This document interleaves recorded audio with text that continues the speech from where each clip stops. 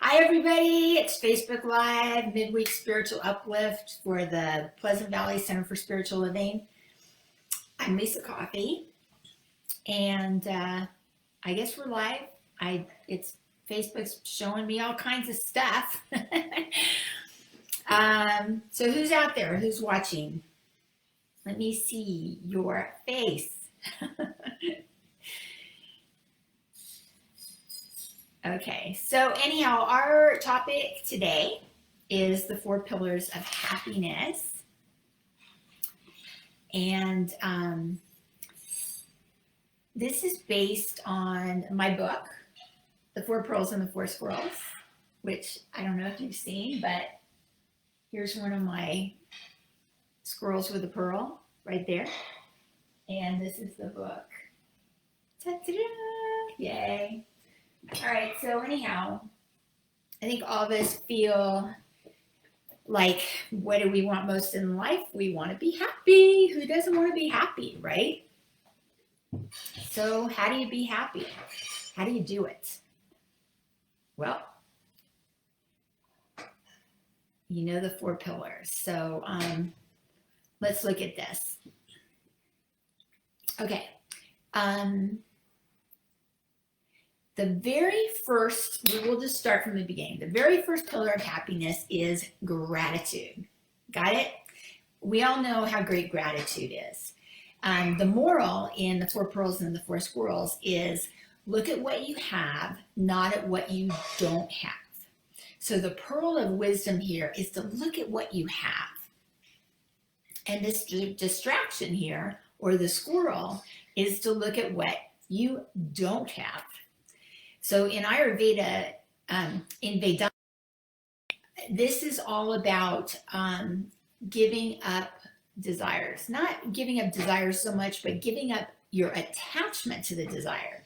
It's okay to have desires, but we have to be like, okay, no matter what happens, right? So I have a quote from the Swami Vivekananda. He says, all the powers in the universe are already yours. It is we who have put our hands before our eyes and cry that it is dark.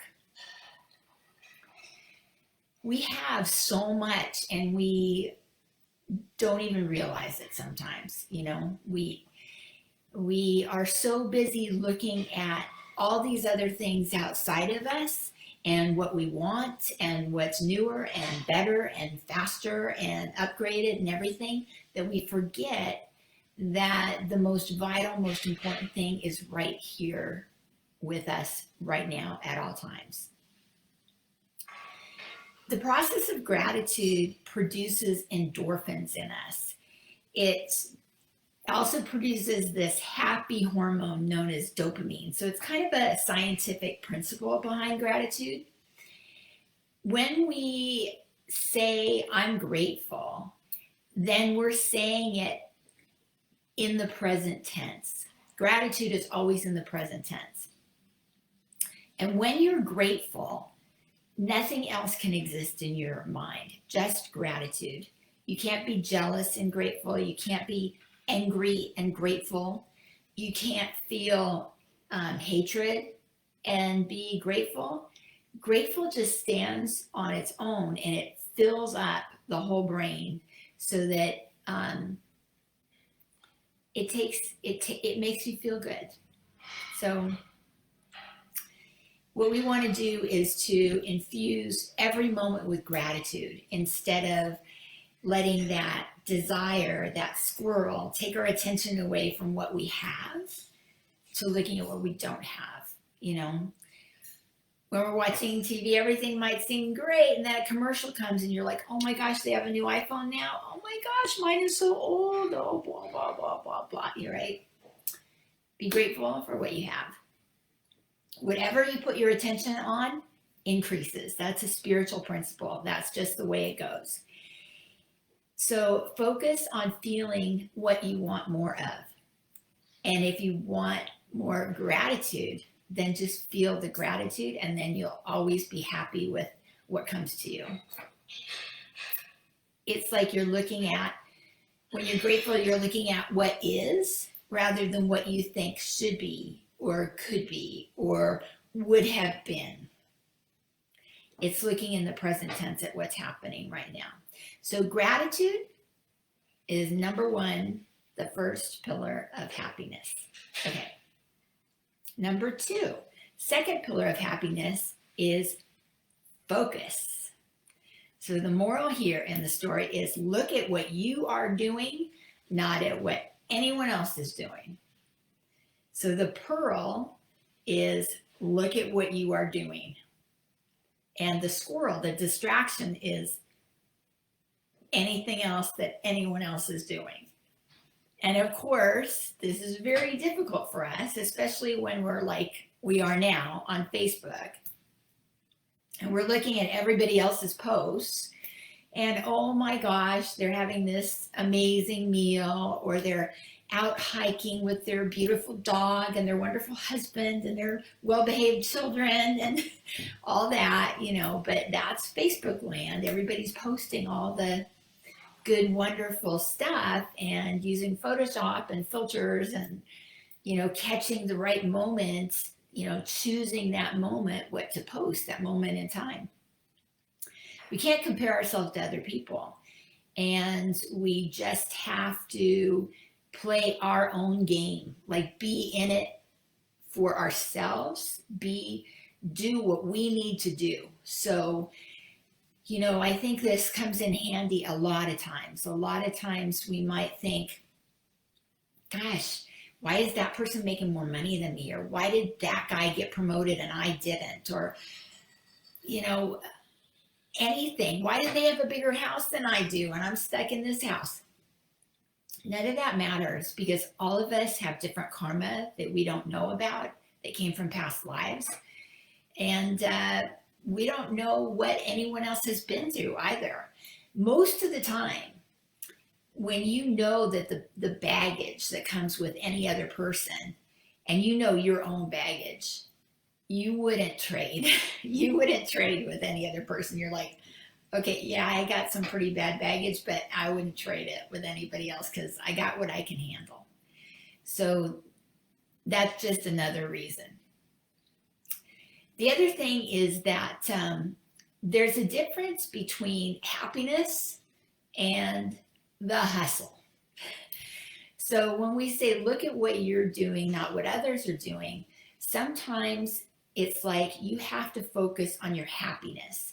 And you have to focus on doing what makes you happy. You know, I know, again, on Facebook, there's all these ads about you have to be marketing and you have to have your list and you have to have all these followers and likes and comments and da-da-da-da-da-da. And trying to get those things, that's the hustle. That's not happiness. Because all of those things, the comments and the likes and the, you know, friends, the more friends or whatever, that's not going to bring you happiness. So don't fall into that trap of the hustle, which is what everyone else is doing. Just focus on you, what you're doing, what makes you happy. Okay? Let's see. And then think about where your focus is. Is it on something that not just you love, but something that consumes you, that easily keeps your focus, that you feel is your purpose? On Sunday, Pam and I are giving the Sunday talk, which you can watch here, you know, for the Pleasant Valley Center for Spiritual Living. And it's about what is your purpose and how do you find your purpose? And it's an East and West look at it, where Pam's going to be talking about the Western perspective and I'll be talking about the Eastern perspective. And I think this is really important for people because we're all searching for our purpose, and it doesn't have to be that complicated.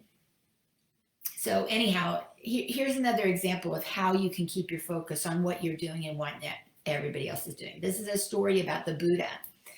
And my husband told me this, which, you know, he's a Buddhist, and I love stories about the Buddha. And I love this story so much, I've told it dozens of times already. But the Buddha one day was preaching to his group of followers outside, open air, teaching the Dharma. And in the back, there was this heckler. And he kept getting louder and louder. And he was like, you don't know what you're talking about. That makes no sense. And he was like giving him a really hard time. Like, nope, I don't agree with you, that kind of stuff. Well, Buddha just let it go. He ignored it. He kept on with his talk because he was focused on what he was doing, not what anybody else was doing. He was there to give a talk, and he was going to give this talk. But the guy would not let up, and he kept coming closer and closer. And finally, he was right next to the Buddha, so that it was really bothering all the other people who were in attendance. And so Buddha had to address him. He had to say something. So he said to this man, "Sir, do you know what happens when you give someone a gift and they don't accept it? What happens to the gift?" "Well, if I give somebody a gift and they don't want it, I get to keep it. It's mine." And Buddha's like, "That's right. So all this anger and hostility that you're giving me, I'm sorry, I don't accept your gift." So that stopped the guy cold in his tracks. And of course, the story goes that he fell down on his knees and he became loyal to Buddha and became a follower. But, who knows if that really happened or not. But it's a good lesson that we can learn. If someone's giving you a hard time, don't accept their anger. Don't accept their hostility. Just let them have that gift. That's theirs to deal with on their own.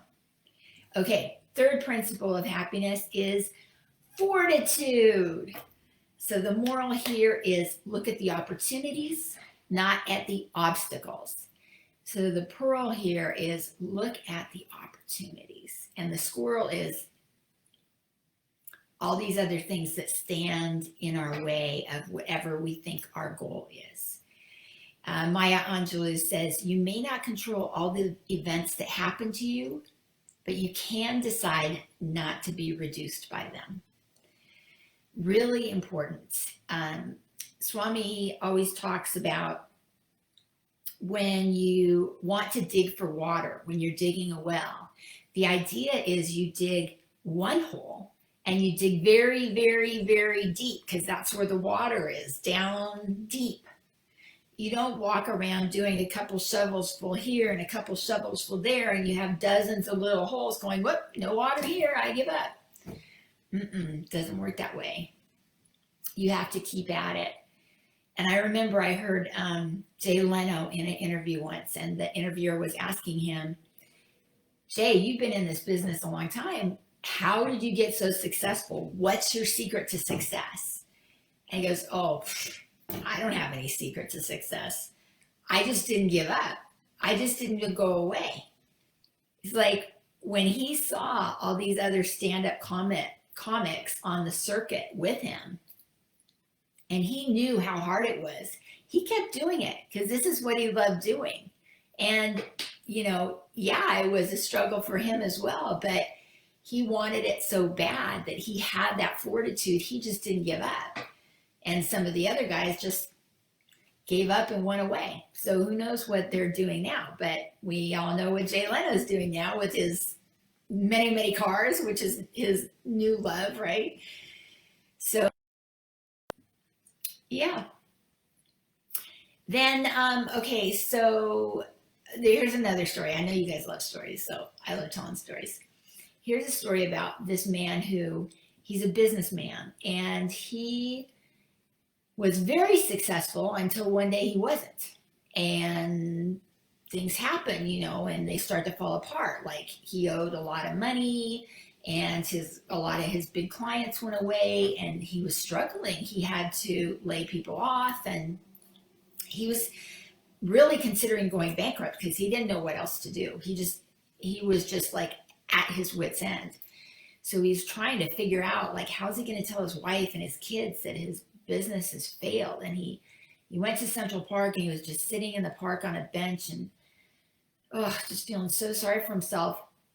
And this older man approached him and sat down next to him and said, "Hey, son, what's going on? You don't look so good today." And he goes, "Well, I don't know. I just need someone to talk to, so I'm going to tell you the story." And he told him a story about how he built this great business and how now it's failing and he's going to have to go bankrupt. The guy said, "Don't give up. Don't give up. You just need a little help. And you know what? I can help you." He's like, "Really? What can you do?" He goes, "Well, here you go." He writes out a check, folds it up and hands it to him. And he says, "Here's some money for you." And he goes, "Oh, I can't accept any money from you." He goes, "No, it's okay. Consider it a loan. 1 year from today, I want to meet you back on this park bench and you can give me the money back with interest if you want. But you got to believe in yourself. You got to have fortitude. You can't give up. You're too close. You can do this. You did it before. You can do it again." The guy's like, "Okay. So the older guy walks off and he goes, "Oh, I'll meet you in a year. See you later." The businessman goes, "Wow." So he opens up the check and he's like, "Oh my gosh, it was $500,000. Is this even real? Oh my gosh." And then he looks at the signature, John D Rockefeller. He's going, "Oh my gosh, John D Rockefeller gave me $500,000. This is going to be amazing. I can save my business." So he went home with a new attitude. And then he thought about it. And he put the check in the safe. And he said, "You know what? I don't think John D Rockefeller had anybody giving him $500,000. And he said he's been here before. I'm going to just try my hardest and see what happens. I'm going to try getting creative. I'm going to do this. I'm going to save my business." So the next day he went out and he renegotiated loans and he went to his employees and said, "Look, I can't pay you, but let me give you a piece of the company in exchange and let's do this." And he bartered with people and somehow he made it work. And he made his company get back to where it was and even grow from there. And he was so excited and so proud of himself. So a year to the day later, he went to that safe and took the check out, went to Central Park and sat on the bench and waited for the guy to come because he was going to say to him, "Here's your check back. I didn't need the money. I did it. Thank you so much for your confidence in me." So he's sitting there waiting and waiting. Pretty soon, here he comes. John D Rockefeller walking towards him. Big smile on his face. The guy's like, there he is. And then from behind him, he sees this lady running after him. "Sir, come here. And she takes him by the arm and starts walking him away. The businessman goes, "Wait a second, this is my friend. He's supposed to meet me here. What are you doing?" She goes, "Oh, I'm so sorry. I'm from the nursing home down the street and he got out and I'm sorry, but he just goes around telling everybody he's John D Rockefeller. He's not. I'm so sorry if he's bothered you." So the guy goes, "Oh my gosh, what just happened?" So he learned a lesson there. He didn't need the money after all. He didn't need anyone's help after all. He had it within him the whole time. He did it. So that's a good story. Which brings us to the fourth pillar of happiness, which is faith. And this is the big one. You have to have faith in yourself. And the moral here is you have to look at what matters, not at what doesn't matter. So the pearl is look at what matters.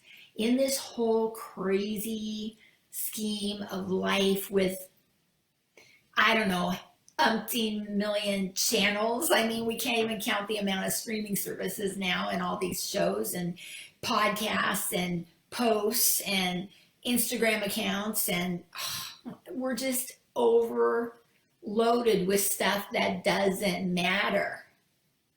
What matters, right? Maybe it varies from person to person. What really matters to you? Rumi said, "You wander from room to room, hunting for the diamond necklace, that is already around your neck. What matters is in you, right in front of you, in the mirror. This connection with the divine, this is what matters. And you have to have faith in yourself. Even Vivekananda said, you can't have faith in God until. So it's really important. And in the Bhagavad Gita, Krishna says, you can control your actions. So do your very best. You can't control the outcome. Trust Brahman, trust God to do the rest. So faith in yourself and then faith in God. So you decide what matters. You pick your battles. You look at the big picture and know that whatever happens, we're the ones who put the the conditions on it, the value on it. Is it good? Is it bad? Is it this? Is it that? Blah, blah, blah, blah, blah, blah, blah. Whatever happens is for your best. I mean, I know we've all had experiences where, something happens, like you get a divorce or you lose a job or something and you think it's the end of the world. This is the worst thing that could ever happen. But then, years later, you look back and you go, wow, that was actually one of the best things that happened to me. Because of that experience, I learned and grew so much. So that's what that's all about. So we have this, illusion of what we think matters, of what we think is important. And just as an example, Lindsay, my friend Lindsay, my BFF, who you guys know too, we were having this conversation and laughing about it. The things that we thought were important in high school, we look back now and say how unimportant they were, how important it was for us to be popular and get this boy to like us, or have this haircut, or have these shoes to wear to the dance, or whatever. It was so important. Now we look back and we're going, oh my gosh, we have the perspective. So we learn and grow and evolve through every experience and every age. All right, so that's it for our Sunday uplift, and I hope you'll join me and Pam on Sunday at noon. But also, I have a class on Zoom, my monthly class, the fourth Sunday of every month, in Vedanta. It's called Ancient Wisdom for Modern Seekers. That'll be from 10 to 11 on Zoom. So the link will be up on the Facebook page. Okay? Okay. Cool. All right. Thanks, you guys. Mwah! Happy Thursday. Have a great rest of your week and have a beautiful weekend. And March is around the corner. Thanks. Bye.